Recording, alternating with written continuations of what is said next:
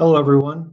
My name is Mike Beacom. I'm the NACD Forestry Specialist, and I want to welcome you to Collaborative Efforts for Natural Resource Management. In Puyallup, Washington, Pierce Conservation District is working diligently with different partners to address the area's natural resource concerns. In this session, the district will share information about two large projects: Floodplains for the Future, a partnership formed to collaboratively manage floodplains in the Puyallup Watershed, and a local carbon credit program recently implemented to mitigate climate change impacts and grow healthy communities. The first presentation will be delivered to you by Isabel Ragland with Pierce Conservation District. The second presentation will be shared by Ryan Mello of Pierce Conservation District and Liz Johnston with City Forest Credits. Before I pass the floor to our speakers, I'd like to remind our participants today that all three of our speakers are online to answer your questions during their presentations, which you can do by using the chat box. Isabel Ragland joined Pierce Conservation District in 1999 and coordinates the water quality monitoring programs. Her work focuses on providing education and opportunities for community members to get involved in protecting water quality in local streams and lakes. Isabel, you're first up. The floor is now yours. Thank you for that introduction. I'm Isabel Ragland. I'm with Pierce Conservation District. I'm a senior program manager in the water quality program there. Our district is located in Pierce County, Washington.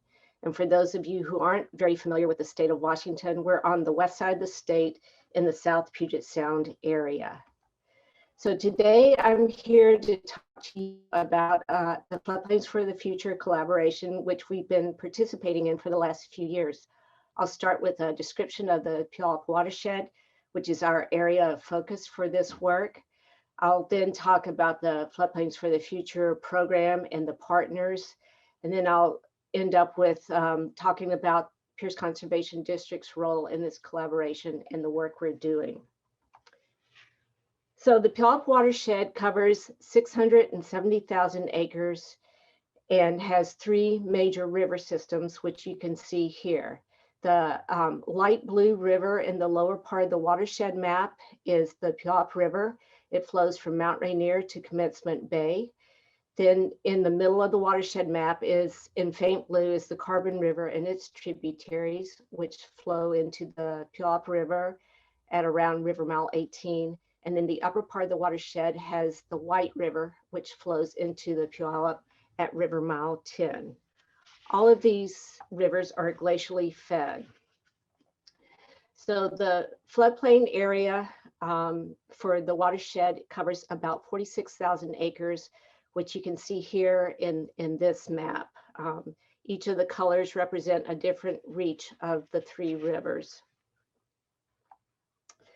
The Puyallup watershed is one of the highest flood risk areas in Washington state, with 24 floods of significance over the last 100 years. Between 1950 and 2007, farmland acres declined 70% in Pierce County, and that trend continues today with just under 4,000 acres of farmland in the Puyallup watershed floodplain and a total of 16,000 farmland acres in the watershed. Chinook salmon of natural origin are at a fraction of their historic abundance. The watershed is home to the last remaining run of spring Chinook in the South Puget Sound area. The watershed is also facing impacts from climate change, which include a decreasing snowpack, increasing temperatures, increasing sediment coming down the rivers, and rising sea levels. It's a critical time for the watershed, and a coordinated effort is needed to address these risks. In 2013, the partnership formed to take a collaborative approach to floodplain management while balancing flood, fish, and farm interests to provide multiple benefits and make more efficient use of limited public funding dollars.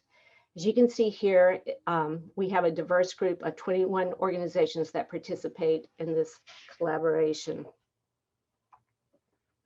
So the partners have a shared vision, which is restored connections between rivers and land, improve habitat for salmon, protect communities and critical infrastructure from flooding, and provide new opportunities for recreational and cultural uses while preserving agricultural lands in the Puyallup River watershed.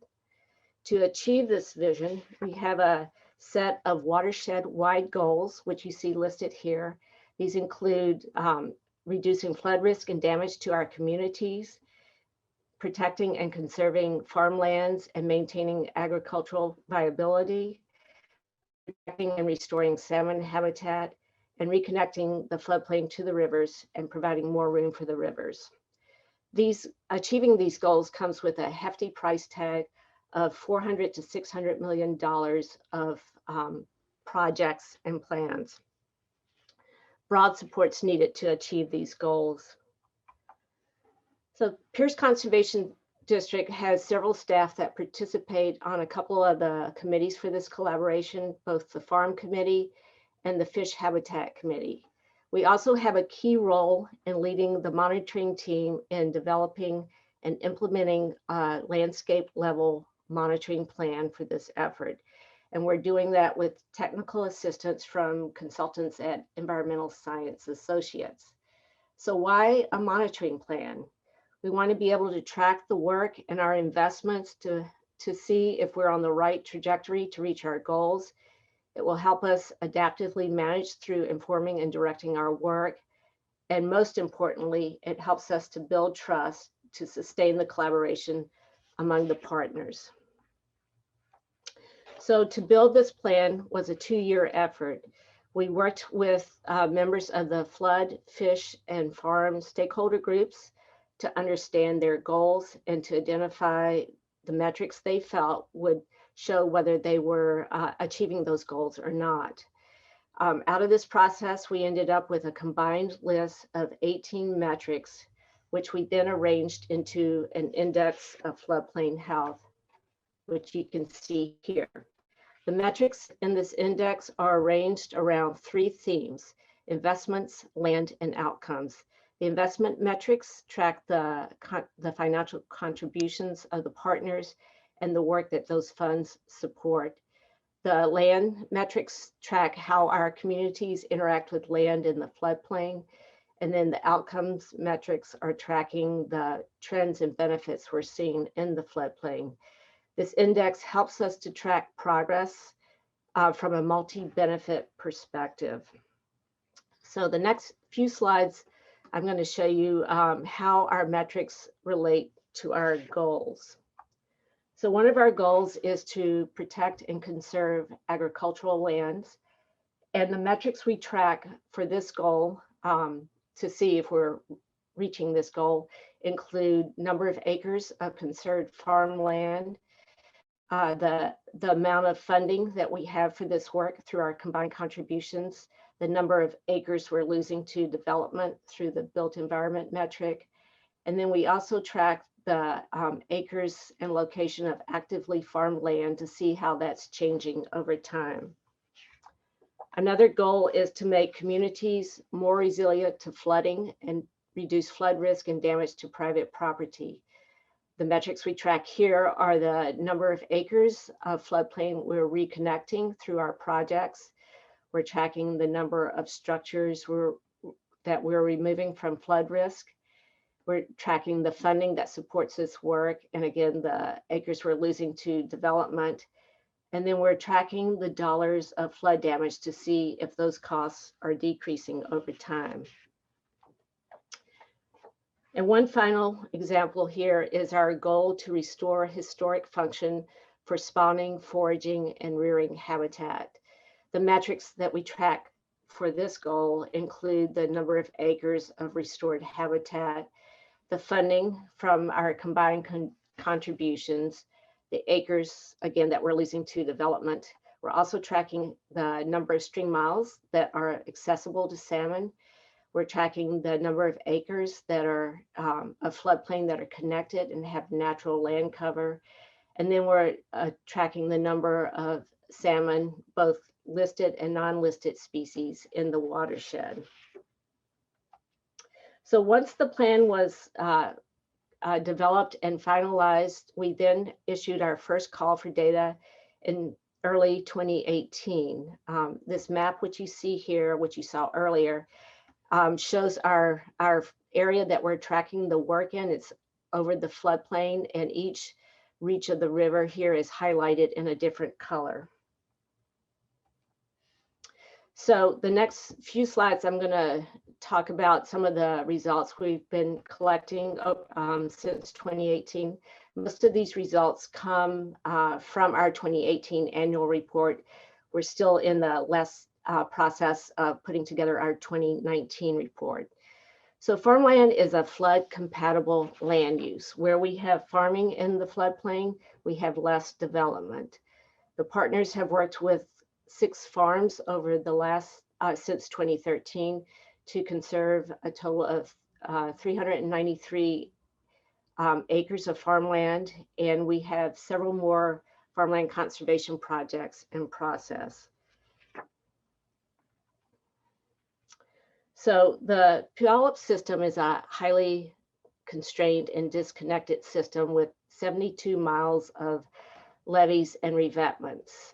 Since 2013, we've been able to reconnect 319 acres, and we currently have 13 projects that are in progress and another 5 that are proposed. Restoring habitat in riparian, floodplain, and wetlands areas provide important benefits to both salmon and to wildlife. Since 2013, we've restored 118 acres of habitat. And then all of this work wouldn't be possible without an infusion of dollars to fund our projects. Since the partners pursue and acquire funding from multiple sources that include federal, state, and local grants, rate-based fees and local taxes, and also private foundations. In 2019, the partners invested a little over $7 million in our projects in the watershed. And since 2013, we've invested a total of $60 million into this work. Another part of our plan calls for a results summit, which is an annual meeting to discuss the past year's data. It's an opportunity for the partners to sit down around the table, look across interests, and discuss the state of the floodplain. We look at the land use changes, the activities and projects and investments we're making, and the outcomes we're starting to see. It's also a time when we can address shared challenges and when we can celebrate successes. And outcomes from this process help us to plan and prioritize our projects, and also help us to understand where we may need to provide more outreach and education.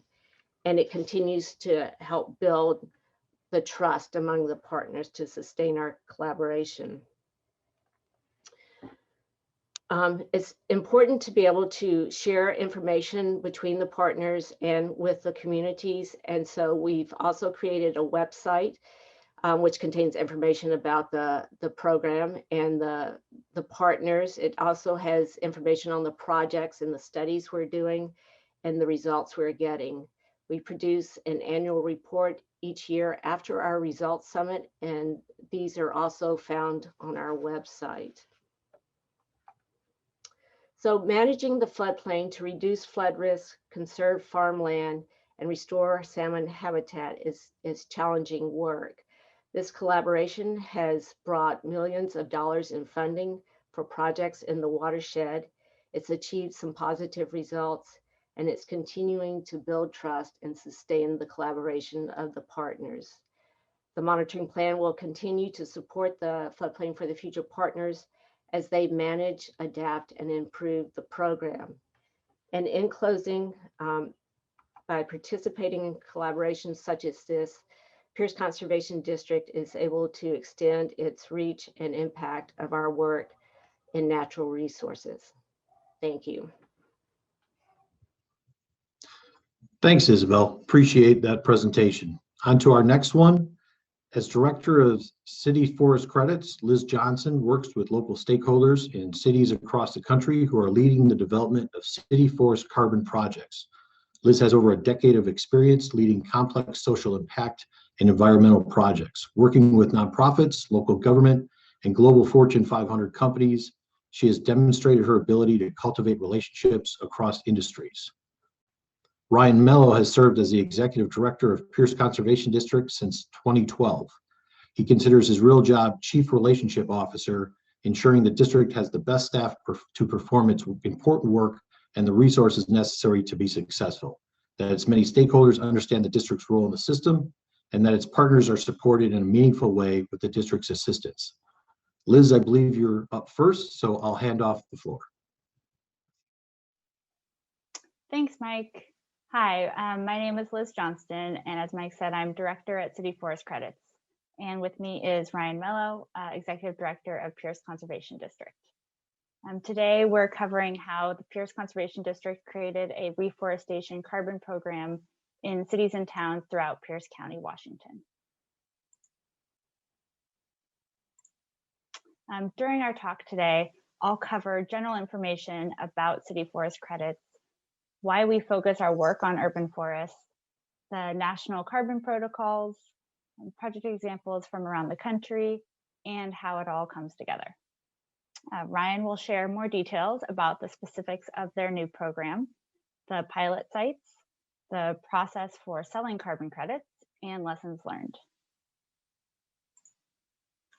So trees are one part of the equation in building a future for everyone to thrive. They connect environmental, social equity, human health, and economic interests. With the majority of the US population in cities and towns, it's imperative that we create livable communities that support the health and well-being of all residents. City Forest Credits is a national nonprofit organization that manages carbon protocols and impact standards for urban forest projects in metropolitan areas in the US. Prior to founding the organization in 2015, we spoke with urban forest leaders and science experts about the lack of public funding for declining city forests and the inequitable distribution across neighborhoods within cities. One solution to these problems is access to more and diverse funding sources. With cross-sector collaboration, we've developed a new approach. We accelerate access to funding to plant and protect urban trees for our communities. And that's really the heart of our work, providing a new funding mechanism for private sector dollars to support reforestation and preservation efforts. And we offer this through two pathways for companies to contribute to local climate action and enrich our communities.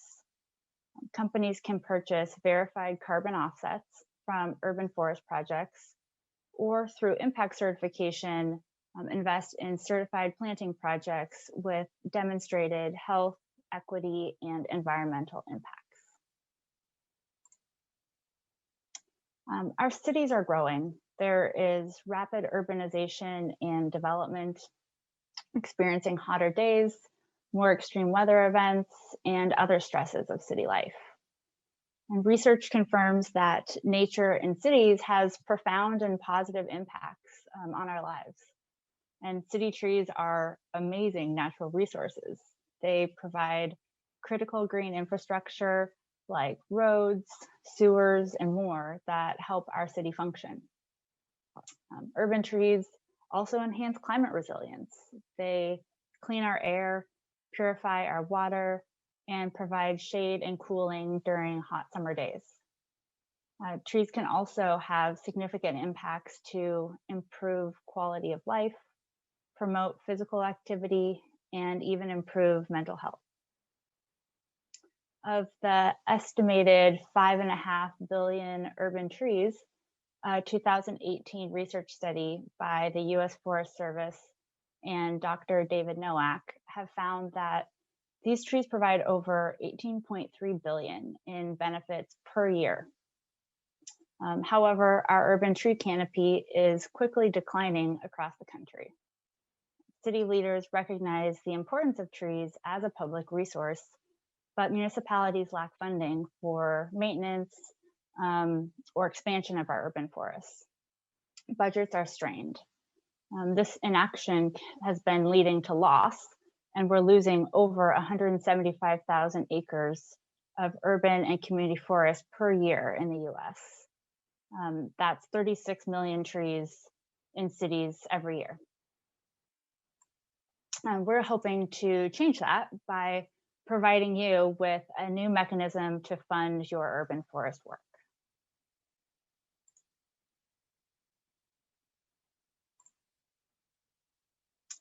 This past year has shown even more so why we need green spaces in our cities, and the roles that the private sector can play to make that happen. Companies are looking for investment opportunities that are local, credible, and measurable. They want to leverage their carbon offset or social impact dollars where it matters most, trust in those standards, and be able to report on data from high quality projects.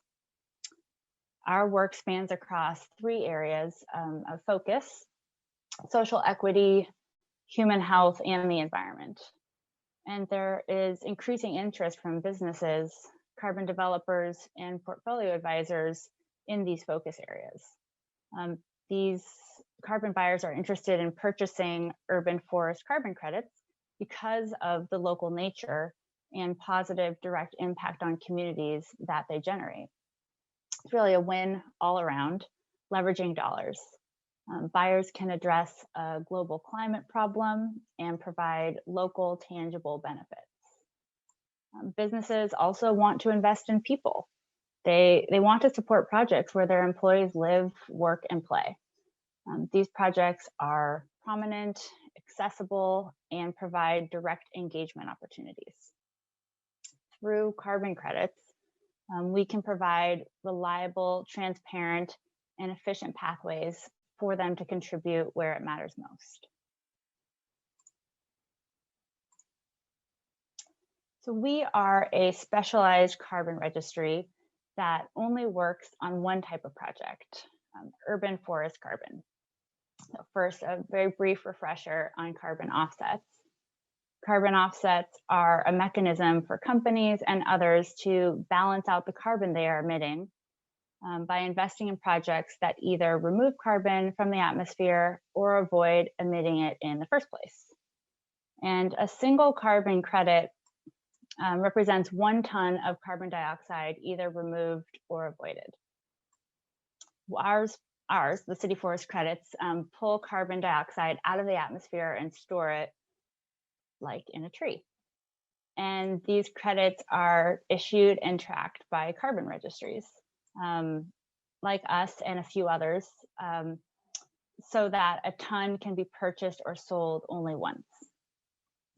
Forest carbon credits have been around for over 20 years, but there wasn't an efficient way for urban forest leaders to generate carbon credits to sell to companies.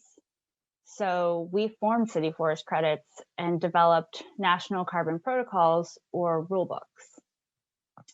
An experienced national drafting group developed the 2 protocols, one for planting that has a 25-year time commitment, and one for tree preservation that has a 40 or 100-year time commitment.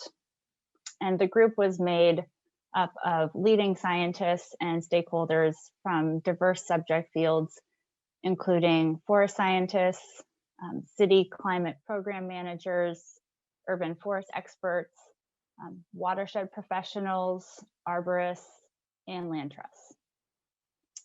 And carbon protocols, really, they form the foundation of our work. They describe what types of projects can happen, where they can happen, how carbon and co-benefits are quantified, and the monitoring requirements. The protocols address the carbon industry standards of additionality, permanence or durability, the timing of issuance, verification, reversals, and more. They're all available on our website. The link is on the slide. And we are working with cities, counties, conservation districts, and nonprofits that are leading projects across the country. Each tree on this map represents a project, with actually 3 trees in Washington state overlapped, for a total of 12 locations at the moment. For example, in Richmond, Virginia, we're working with Enrichment Foundation. They preserved a 65-acre oak hickory forest at an African-American cemetery that dates back to the 19th century. It is one of the first sites of memory in the American South on the International UNESCO Slave Route Project. In Chicago, the Chicago Region Trees Initiative is a 7 metro county region collaborating to protect and plant trees throughout the area. Many partners are planning projects to reforest former ag land, plant tree buffers in underserved neighborhoods, at schools, and in between busy interstate highways. There's also private-public partnerships between cities and nonprofits. There's cities that want to reforest riparian buffers or work with communities to address the inequitable distribution of trees in neighborhoods. Oftentimes, these cities need local partners that are subject matter experts. There's some great examples of how this is working in Austin, Texas, and it's continuing to be a good model for other cities in Boise and Des Moines. And land trusts, with a presence in cities and urban areas, are also seeing how urban forest carbon projects can fit naturally into their business model. Outside of Pittsburgh, Allegheny Land Trust protected a 120-acre forest. The site provides habitat for wildlife, recreation for the community, and part of the watershed that provides drinking water for the region. In Cleveland, Western Reserve Land Conservancy is protecting forest on the fringe of residential development and planning reforestation projects throughout the city. There's a great story behind each project. So as a carbon registry, our role is to issue third-party verified carbon credits and monitor projects to ensure that every investment is accountable for the long term. Each carbon credit represents 1 metric ton of carbon dioxide, and we call our urban forest credits carbon plus credits because they represent more than just carbon dioxide. They are premium credits. The location of projects in cities near people and buildings allows us to measure the natural ecosystem functions as resource units and avoided costs. Each carbon plus credit includes quantified values for rainfall interception, air quality, and energy savings. These holistic benefits are part of why urban forest carbon projects are so valuable.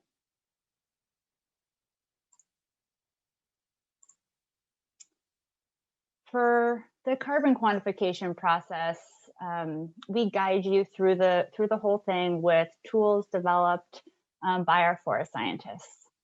And the carbon quantification for a planting project depends on several factors, such as the location, species of trees, the planting method, and design. A project can include one planting event at a discrete site, or multiple events throughout a year. Trees can also be planted on multiple sites throughout a city or county and aggregated into one project, like Ryan will speak about in a little bit. In general, we've learned that it's best if trees are planted on publicly owned land or where the owner already monitors tree health, because you'll need approval and commitment from the landowner to take on a carbon project. When it comes to the design, we know that local leaders know what's best to plant where. Scale is important though, and enough trees need to be planted in the right way to make the time and cost of administering a project make sense. So the planting method you choose is an important one, and it's connected to the way that you'll monitor tree survival. The 3 planting methods include single tree, natural area, and riparian. So single tree is parks, street, or linear plantings. And we recommend for the size of a project, 1,000 trees or more. Remember, these can be aggregated plantings. For monitoring, the individual trees are tracked and randomly sampled. For natural areas, these are clustered plantings, and we recommend either greater than 5 acres or more than 2,000 trees. The monitoring approach is different for natural areas, and instead of individual trees, you will track canopy growth over time. And the last is riparian, which is what the Pierce Conservation District used. So along rivers and streams, closely planted together, high expected mortality, lower maintenance cost than single street trees. We recommend a project is about 10 acres or more, and for monitoring, canopy growth is also tracked. In all cases, credits are calculated based on the estimated amount of carbon dioxide stored when trees reach 25 years old. The forecasted amount of carbon dioxide stored during this time is the value from which we issue the credits. And we issue credits in 4 increments over 25 years. These are based off of average tree survival milestones. So with 10% at year 1, 40% at year 4, 30% at year 6. So that's 80% in the first 6 years. At the end of the project in year 25, project leads will receive the credits for the total amount of carbon dioxide stored minus any credits already issued. And project operators are responsible for tree care during the 25 years. We know that not all trees will survive, so you can set an expected mortality at the outset.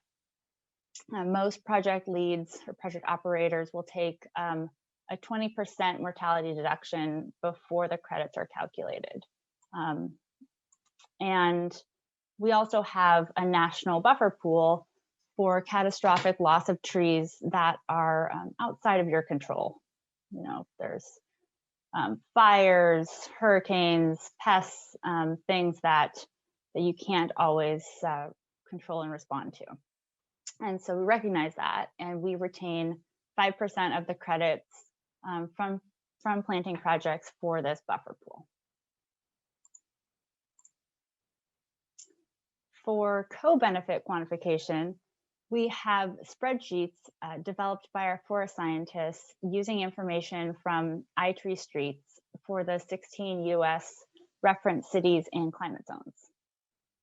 The quantified values represent what the project trees provide after they reach 25 years of age. So during heavy rain events, tree canopy will slow down rain and act as a natural filter for pollutants. Reducing stormwater runoff is very important in some locations, and the avoided costs can be significant. The uptake of air pollutants by trees can lower concentrations and affect human health. Values are shown for ozone, nitric oxides, and particulate matter. And trees provide important energy savings. They shade and cool the air during hot summer days and buffer against the wind in the winter. This lowers the need for money spent to heat and cool buildings, resulting in less money that needs to be spent and less energy. So colder regions tend to see larger savings in heating, and warmer regions tend to see larger savings in cooling. And these values, they can be used for education or promotion of a project with civic leaders, carbon buyers, or others, just about the cost savings that planting trees provides. Here is the high-level process of how it all works. As a local project lead or project operator, you'll plan a project that meets the protocol requirements. We'll provide guidance, templates, and support along the way. Then you plant trees and you provide that documentation to us. We review the documentation and then pass that along to a third-party verifier who reviews everything. Once verification is complete, we issue Carbon Plus credits to you.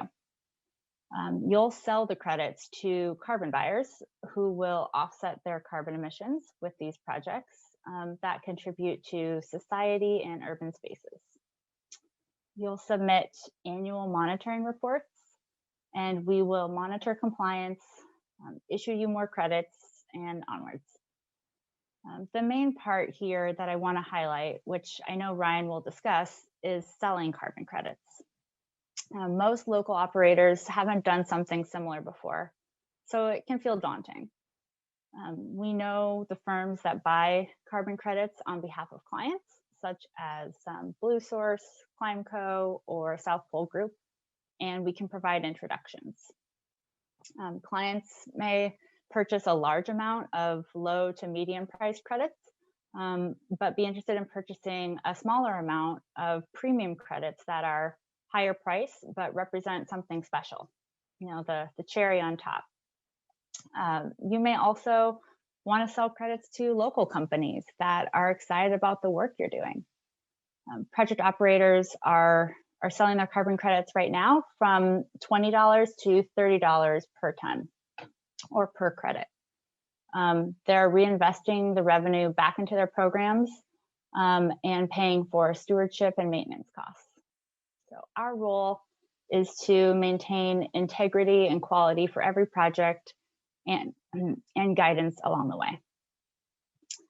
Starting a carbon program isn't going to be a good fit for everyone. However, if all the right circumstances align, it can be a great new revenue source to support your work. I'm going to hand it off to Ryan now and look forward to answering questions. Well, thank you, Liz. Again, I'm Ryan Mello. I'm the Executive Director here at the Pierce Conservation District. We're in central Puget Sound, about 25 miles south of the city of Seattle. We're a county of about 1 million people with almost every landscape that you can think of. Mount Rainier National Park and the associated slopes of Mount Rainier, great skiing, great hiking, and the glaciers that feed our rivers and streams to amazing to get to the Pacific Ocean and the sea here in Puget Sound, where you can kayak and everything in between: farmland, forest land, urban, dynamic cities, suburbs. So we think we have it all here in Pierce County, Washington, in the Pacific Northwest, and we're going to share just a little bit more about our on-the-ground project operator experience using the City Forest Credits protocol. We are interested in this work for, again, the many reasons that Liz shared. You know, bottom line, it's really consistent with our mission and our chief natural resource concerns in our part of the world. So our major natural resource concerns include habitat quality for endangered fish and wildlife, and water quality in general, surface water quality in particular for our conservation district, and certainly soil health and air quality. And this opportunity to plug in through City Forest Credits is a great tandem opportunity to go along with the work that we've been doing for decades to get at these local natural resource concerns we have. So not only is it really consistent with our mission and our natural resource concerns, but as you're hearing, we're also interested because, like you, we need funds to do our work, and we need funds to scale up our work, funds to maintain our many planting areas throughout this growing county. So the revenues also really help drive our desire to learn about this program and do these pilot projects and develop an ongoing program.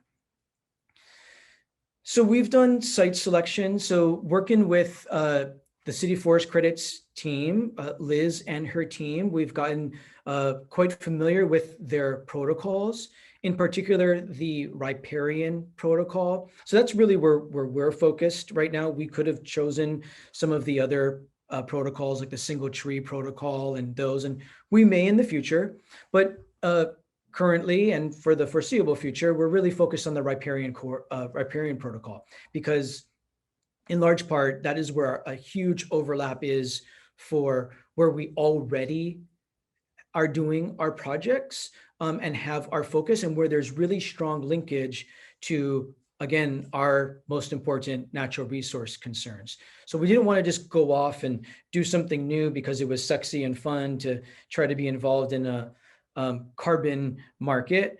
We wanted to really make sure that there was really strong linkage to our mission and to our natural resource concerns. And so, at first, when I was getting to know about City Forest Credits, the main thing in my head, my initial big question was about site selection. The name City Forest Credits, I think for some connotes that, oh, you're doing these projects in, downtown Seattle, or in our case, downtown Tacoma, or New York City, or Chicago, or in Chicago. Again, certainly City Forest Credits has protocols for projects that you want to do like that. We're using the Riparian Protocol.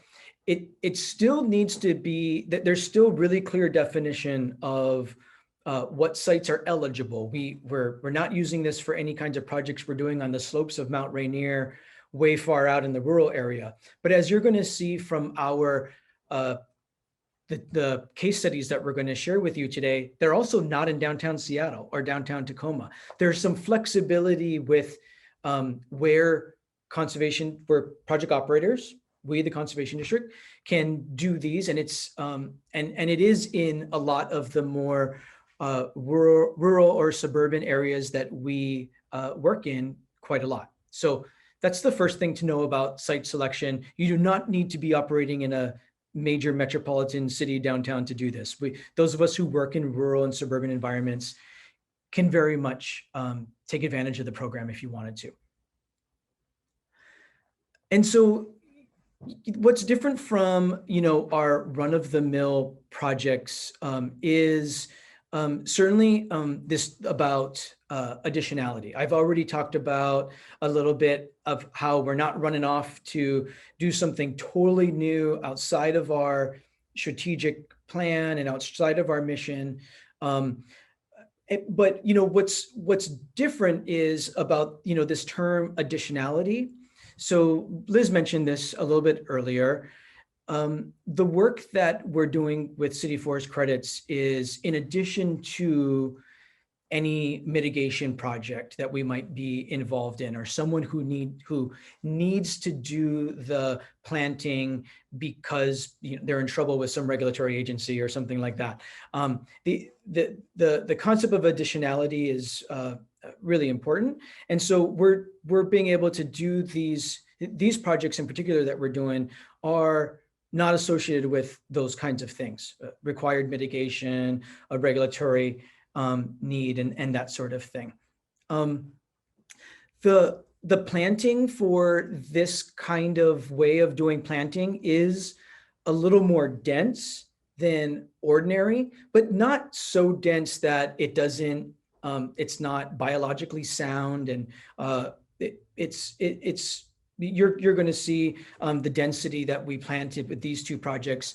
So that's a little different. I wouldn't say it's hugely different, but the density is a little bit more dense than we ordinarily would plant.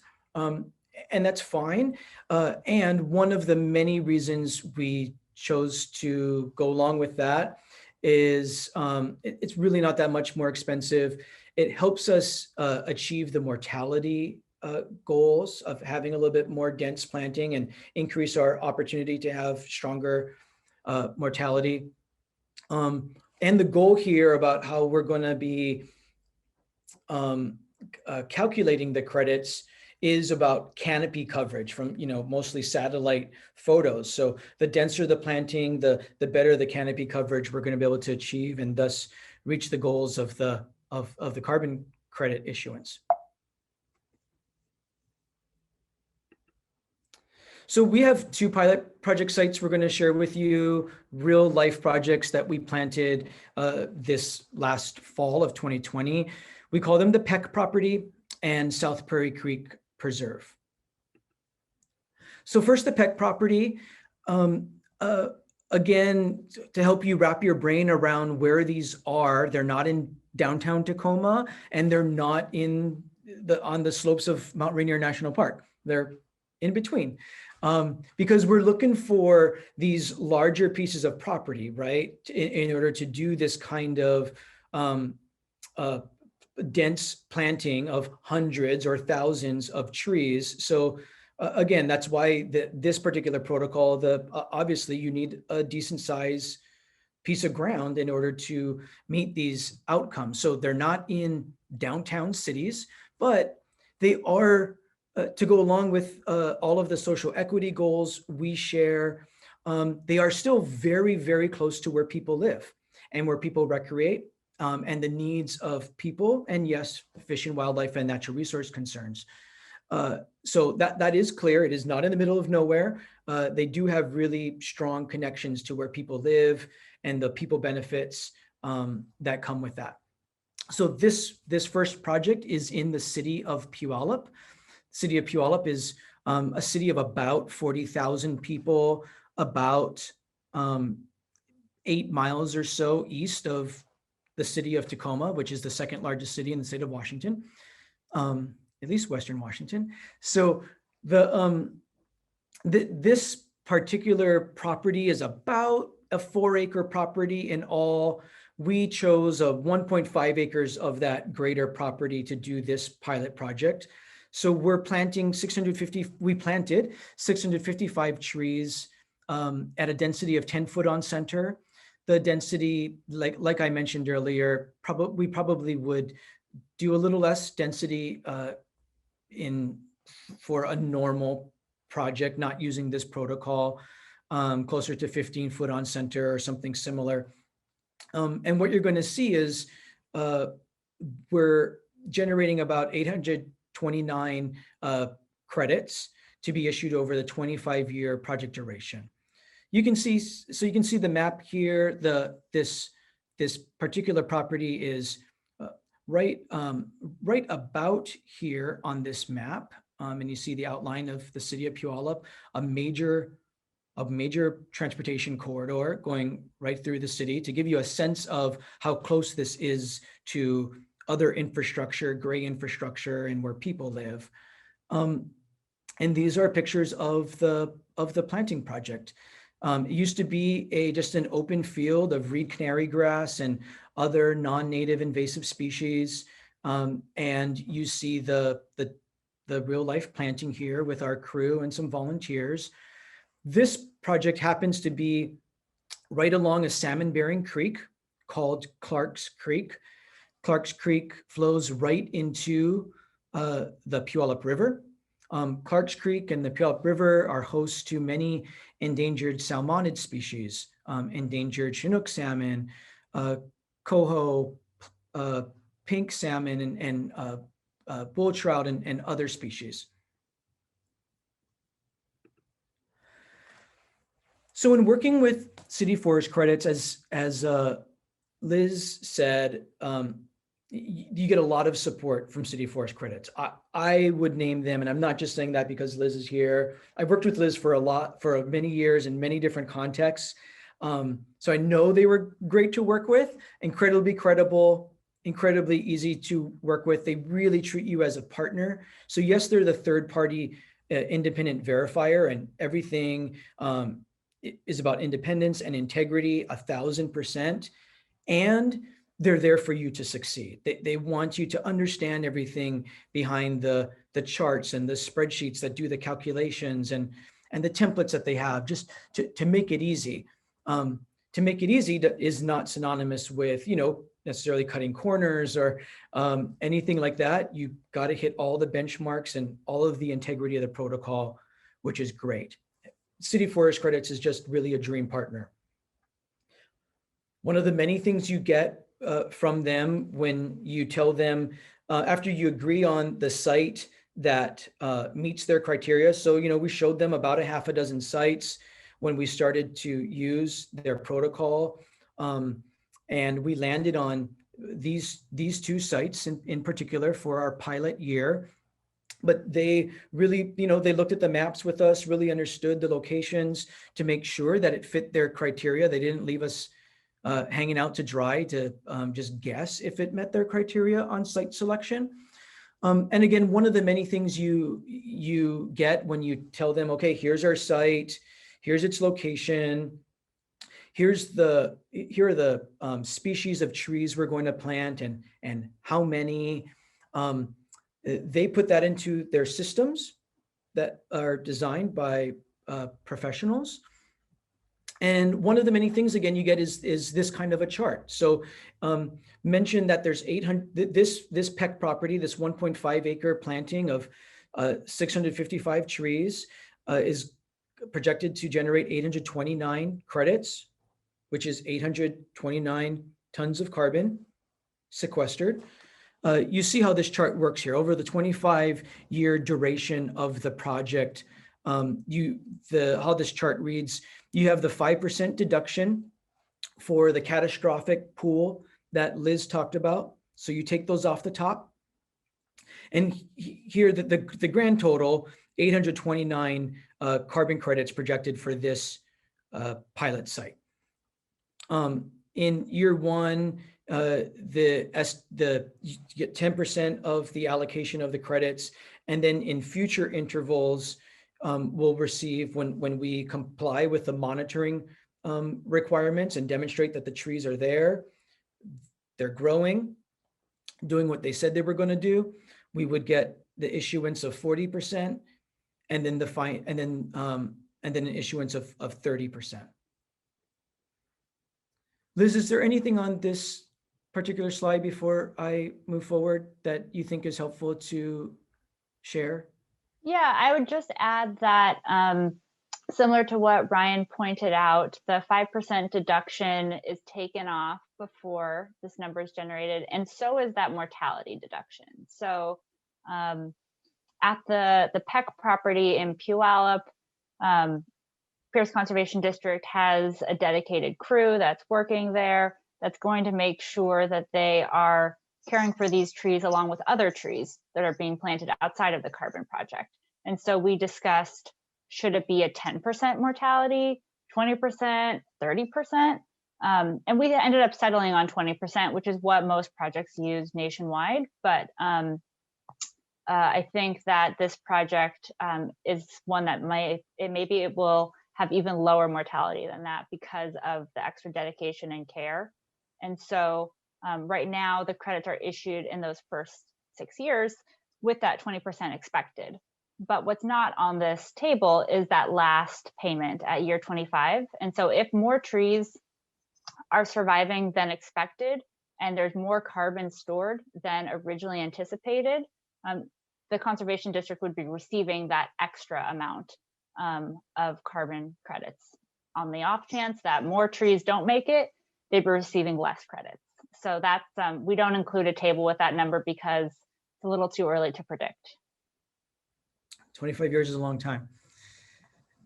Thanks for adding that, Liz. Again, these are their creations. We're users of them, and certainly getting very comfortable with them.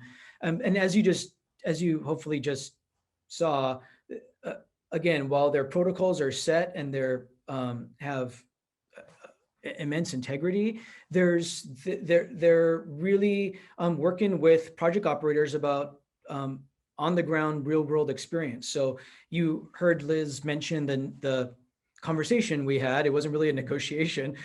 Liz's team said, okay, what is your typical mortality for your projects? And we told her, and they inputted those assumptions into the table. They didn't force us to have something that is not realistic or based on our longtime experience. They know that we are the experts when it comes to stewardship and restoration and this sort of thing. And that's how this relationship really works. So still on the Peck property, this is another piece of analysis that comes after we share with City Forest credits where we're planting, how much we're planting, and the species we're planting. I mentioned the major natural resource concerns for us, in particular for this site, this stream that we're trying to bring into standard, water quality standard. The water temperature is too high, oftentimes, to be consistent, to be a healthy fish-bearing stream. The dissolved oxygen is too low, to support fish. There's lots of urban flooding in this area. A lot of it former farmland, low-lying area, having urban flooding issues because of urbanization and not dealing with the stormwater in a proper way. So you have urban flooding issues. I mentioned these are close to people, and that's one of the major hallmarks of this program is its proximity to people and the people and social equity benefits. So this particular property is right along a recreational corridor connecting several different parks and a envisioned linear trail to take you from the amazing Puyallup River to other parks and recreational areas the city has. So it's right along there. And as I've mentioned a couple of times, it is home to threatened and endangered salmon habitat. So this is the co-benefits worksheet to illustrate the value of the ecosystem services that are generated from this particular project. So this is unique to the Peck property. So you heard earlier about rain interception, carbon dioxide avoided or sequestered, and air quality, and then energy savings, depending on, is it hot, is it cold there? So this is unique to this part of the world. And so when you use their protocol, you get dollars and cents. So I get really excited about this. So, and I think a lot of the folks who are participating today know that, for some folks, what's easy to convince partners to do work is how we're going to benefit the natural resource concern. And certainly that gets a lot of people to say yes. For some people, the dollars and cents and quantified benefits to taxpayers, to humans and community members is what motivates people, right? And so, our part of the world is no different than others. Different things motivate different people. So being able to have the dollars and cents associated with these real values, right? Energy, I guess energy is really the one that's easiest in my brain to wrap my brain around values, because all of us pay utility bills to heat or cool our homes and businesses. So to have a dollars and cents quantification of the value of these trees, this project, in dollars and cents for energy is, I think, just so helpful in being able to talk to various audiences about the many different values of this project and these kinds of projects. What's a little less easy, I think, for most people to really wrap their brain around the quantified dollars and cents value of rain interception, carbon dioxide avoided, and air quality. That in my experience, that's harder for people to wrap their brain around because it's not really a bill they're paying. These are cost avoided, but really exciting to be able to quantify it nonetheless, as I think people's understanding evolves about real life costs of urban flooding, right? There's real life cost to having your home flooded, and there's real life cost to government to provide gray infrastructure to pipe water away from where people live and have their businesses and infrastructure.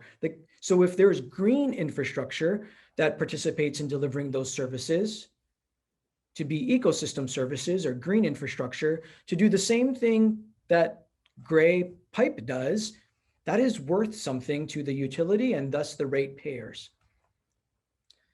Liz, do you want to add anything on this slide? Sure, I'll add two things. One, so this is, as it says at the top of the table sort of name, these are the co-benefits avoided per year after trees reach 25 years. So, you know, that's $27,000 a year that these 655 trees are providing.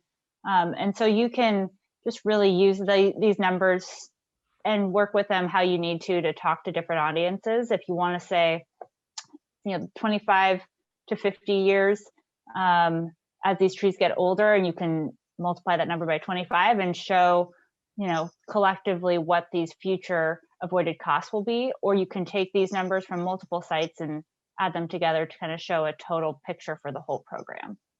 And then the other comment I would make, which I did not talk about in my portion, because it is a bit complex, is this CO2 avoided line. That is just related to the energy savings.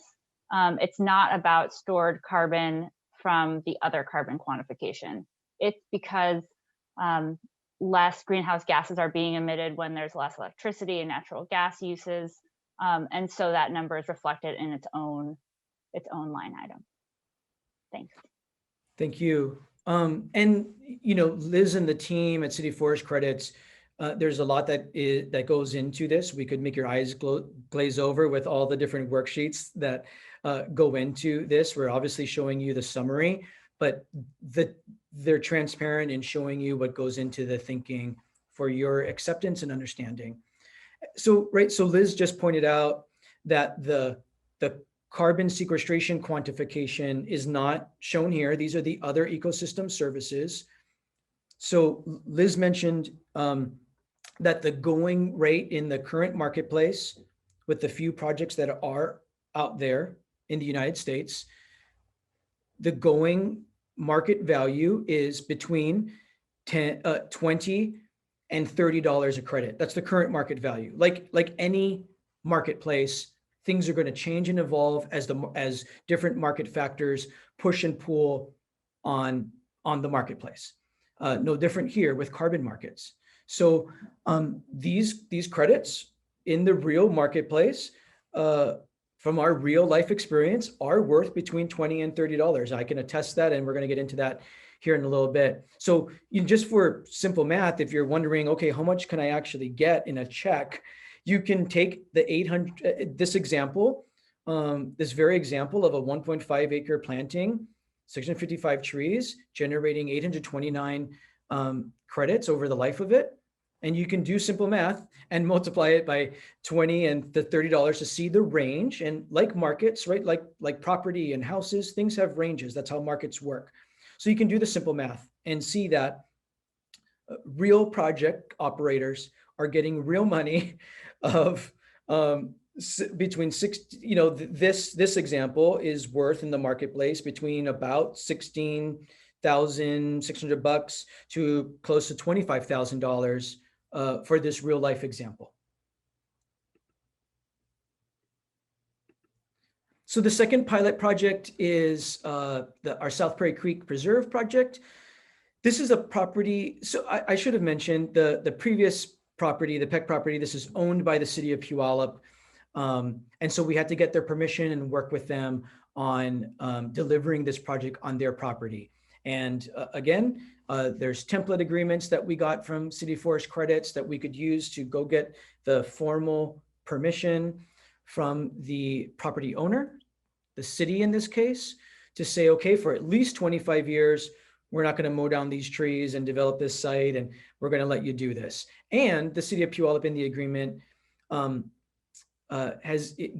gives all of the rights to the carbon credits to us as the project operator.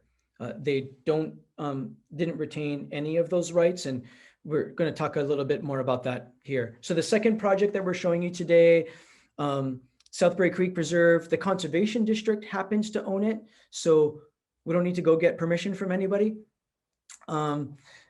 except for our Board of Supervisors.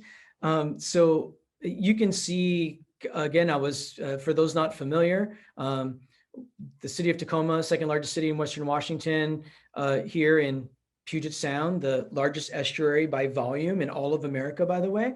Mount Rainier National Park, and how its glaciers feed our amazing rivers and streams to Puget Sound. So you can just see, we were talking about a project in Puyallup. We're now talking about a project a little bit farther out, but still, of course, hitting the criteria of city forest credits, the geographic criteria that they set. You know, a project over here, as an example, on the slopes of Mount Rainier would not be acceptable to their protocol, but this project is. And you can see a little bit more of a zoomed in map here. It's right along what we call South Prairie Creek, which is a major tributary to the Puyallup River. South Prairie Creek is home to the most abundant spawning grounds for really significant endangered salmon, in particular Chinook salmon in our part of the world. So you can see this this map. You can see how it's so this happened to be an old dairy. So these are fields, right? That the dairy went out of business about 12 years ago or so. So these are open fields. And you saw from the previous, the Peck property, that was an open field. So for this protocol, we're looking for open sites, not already treed sites where we might want to do infill plantings. That would not fit this protocol. We're looking for projects like these that we're showing you, open field sites, has to be within the geographic boundaries as defined by the protocol. So sharing with you so this is a little bit larger project, in this case, 7.65 acres of floodplain. So, you know, about 5 to 6 times bigger than the previous project we showed you. So about close to 5,200 trees planted here already, a little bit denser, 8 feet on center. Tiny bit denser because it isn't a floodplain. Mortality is a little higher out here. It's a bit more remote than the previous project. So a little bit more density was right for this project to help increase mortality. We're projected to achieve 3,758 projected carbon credits over the 25-year duration here. Same chart as last time, obviously different numbers, with the 3,758 projected carbon credits. With the 5% set aside and the mortality set aside that we agreed to with city forest credits. And the ecosystem services slide, similar to last, per year, the tremendous quantified benefits, the various benefits here. Very similar natural resource concerns here, water temperature in particular, lots of flooding in this area. It's not so much urban flooding like the City of Puyallup project, major flooding that has taken out bridges and highways and homesteads. So flooding is a major concern here. And this project and the many other projects we're working on in this corridor with levee setback projects and these kinds of projects that help accept more water and let the river move how Mother Nature wants to move, helps with that flooding. A lot of pathogens in the water in this part of the world because of some farm operations. And just like we mentioned, significant habitat for threatened and endangered salmon. In these final slides, we're just going to share anecdotally about our experience with the project. We've already shared a little bit about the actual planting of the project. You know, the planting of the project, we use a crew mostly, some volunteers, and the project went just like any other restoration planting project in this kind of space of an open field, like we've been doing for a long time, right? We send the crew out to do site preparation. We do the planting design, right? What's different is we work with Liz's team on the planting design and make sure it fits the protocol. Probably planting a bit more conifers. So, you know, what is different is in this case, we chose, Liz didn't force us. We chose to put in our planting plan more conifers than maybe we ordinarily do, but which is fine. It's a slightly different planting plan that still is very appropriate to the site and the habitat, but more conifers because, as we understand their protocol, the conifers generate more carbon sequestration than the deciduous trees. So it's not that there's no deciduous trees in these planting plans, it's just there happens to be more conifers because they'll last longer, we'll get more carbon credits, still very appropriate for the site.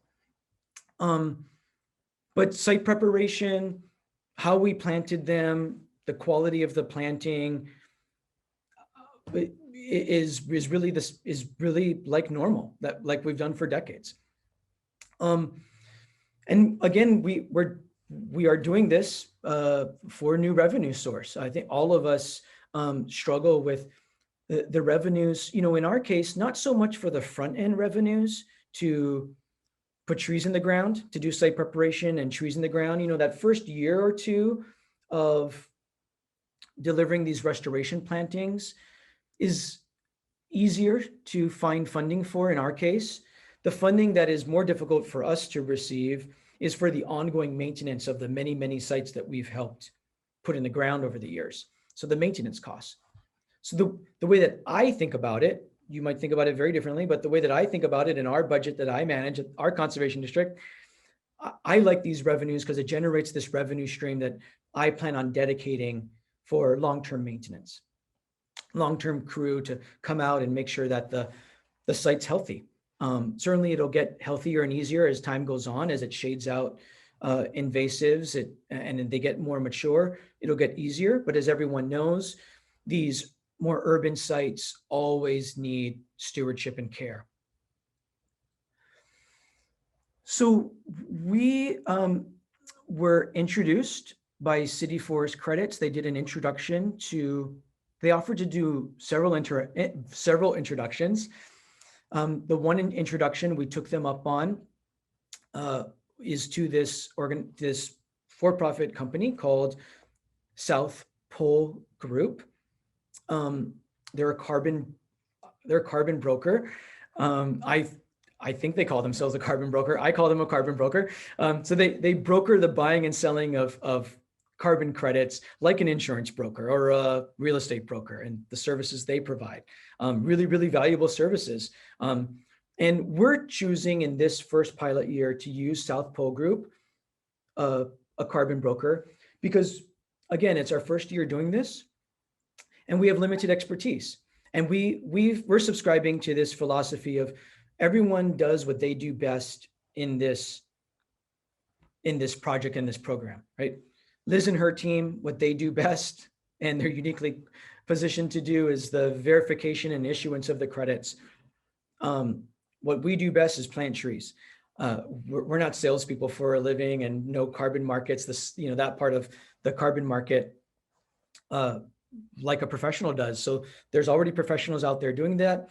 We think it's in our best interest financially because it's easier. We could suck a ton of money into trying to sell these on our own and probably come up with a net negative, quite frankly. So again, everyone do what they do best, more efficient, in our case, better for our ratepayers. So South Pole Group, they happen to be based in Zurich, but they are authorized to do business in the United States and have headquarters in New York City, actually. And they've been great to work with, really, really easy to work with. We chose to get into an option agreement with them. So like buying and selling real estate, sometimes people get an option on property. Sometimes folks move right into a purchase and sales agreement, right, for a piece of property. We've eased into this relationship with them to first negotiate an option agreement. So they have the right to buy these credits these trees credits that we planted in 2020. And that's where we negotiated all of the terms of price and how many of the credits. We happen to give them an option agreement to 100% all of the credits that we will be issued by City Forest Credits for what we call our 2020 vintage. So for those wine drinkers and lovers out there, we call these our vintages. So we planted our 2020 vintage. The option agreement with South Pole Group gives them 100% opportunity to say yes to the 2020 vintage and at a prescribed price. And the price that we want to stay within the range of the market, of course. And so we haven't completely finished the negotiation. It is literally in its home stretch being reviewed by the final attorneys, but it is well within that range of $20 to $30 per credit is what we are negotiating with South Pole Group, and I'm certain we're coming to agreement on. And so in our case, they'll have 6 months to call the option or say, yes, we want to exercise that option agreement where we have a buyer on our end and we want all or some of those credits. They have to do that within 6 months is what the current agreement says. We can extend it if we want to. That's all about mutual agreement. They've been really, really easy and good to work with. We found that they really are motivated to find and get our credits, the kinds of credits we have access to with social equity in mind, people benefit in mind, the carbon plus, the extra ecosystem benefits that are demonstrated here. We have major employers, right, that are in our backyard, Amazon, Boeing, Starbucks, many others. I'm not saying that those are necessarily going to be the buyers, but South Pole Group works with Fortune 500 companies to act as their broker. It's just more efficient for companies to work with a broker instead of project by project to find the credits that they want. So it's more efficient for everybody. But they are eager to get these credits because there are buyers out there that truly, truly see the value of how these improve the lives of their customers, their employees and their employees' families, and the stories they're able to tell about these credits in particular are just tremendous. Nothing against the other credits that South Pole Group and folks participating in carbon markets are getting, in far-flung places of the world, the Amazon, Indonesia, other amazing places of the world where carbon markets are active. Those are great. Those are much cheaper credits. Their costs are much cheaper. Their labor costs, their land costs, all the rest of it. So there's good reason why these credits are more expensive to produce and maintain. And because of how economic markets work, they're simply worth more to the buyer. One of our early concerns or not necessarily concerns, but things we were really being mindful of when we were entering into this pilot phase with City's Forest Credits was, okay, how onerous is this monitoring compliance going to be? Because we knew how serious the integrity is of the system. So, we want to make sure that we can perform on the agreements, right? And it's over 25 years. So we really, really made sure we paid attention to, okay, how onerous is this monitoring compliance going to be to demonstrate to the verifier, City Forest Credits, that the trees exist and still exist over 25 years. In a nutshell, the monitoring compliance is not onerous at all. Certainly, we can and do go out on site and put our eyes on the property. It can really be done via satellite, quick check-ins in public or in person, a really relatively simple form that I think you want to do anyway when you're charged with maintaining a site over the long term. I would not call it, as an administrator of a conservation district who's really concerned about costs and using our staff time wisely, it is not onerous and really quite easy to do. Some lessons learned for our project, yes, it's new revenue. We already mentioned it's between about $20 to $30, and that's what our negotiation is coming in at, and that's great. We talked a little bit already about how to sell the credits. We think it's the wise decision to work with a broker, especially if you're in your early stages of trying to figure this out. That makes that whole part of the cycle so much easier. Through the earned media that we've already garnered through the early stages of this project, we've had some local companies, some small micro businesses and medium-sized businesses reach us out of the blue or from hearing the earned media that they're interested. So I think over time, our experience is we very well may do a negotiation directly with a company, business, local business, and that we might get a little bit higher price because we don't have to pay the middleman of South Pole Group. And we're gonna, learn about that as we go on. Right now in our first year, we're using the middleman because it's simply easier.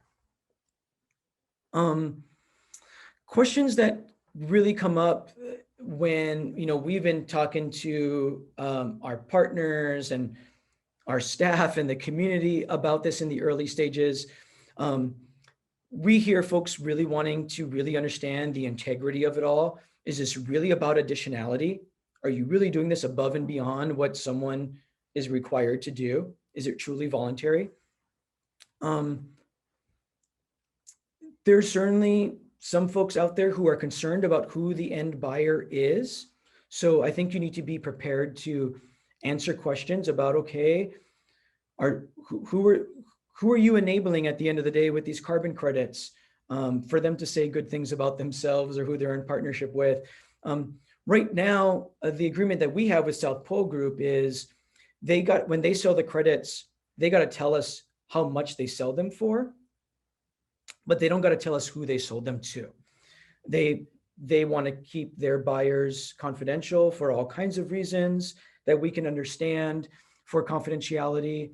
So just when you're thinking and talking about this as more of a policy level, the question may come up about, okay, who are we selling them to? And what does that mean to us in our organization about who we're selling them to? Another lesson learned is certainly working with publicly owned partners is easier because you need that long-term commitment for access to the property. And we've learned that the monitoring compliance is not onerous at all. The final lesson that's, I think, learned is don't overcomplicate it. Yes, carbon markets, I think, are new to many people because we just haven't done this. I think at our level, at our scale of our organization, but it sounds more complicated than it is. So don't overcomplicate it. There are templates and experiences that have gone on that make it really quite easy to understand. And it's really consistent with the kind of business that we've done for generations. So with that, I know that Liz and I are going to continue to answer questions throughout the chat and through the time that we have remaining. And our contact information here is here on our websites. Feel free to reach out to either of us about our experiences if you want to learn more about what it might look like for you to take the next steps. And we just want to thank you for hanging out with us to learn more about our carbon credit program. Thank you. All right. One of the things I love about our breakout sessions at this annual meeting is we get an opportunity to see conservation districts or learn about conservation districts involved in innovative projects like these. I really want to thank our speakers today, Isabel, Ryan, and Liz, for helping to make this an outstanding session. I hope our participants enjoyed it as much as I did. And please don't forget to return to the meeting agenda and pick the next session that you'd like to attend. I want to thank everybody for joining us today.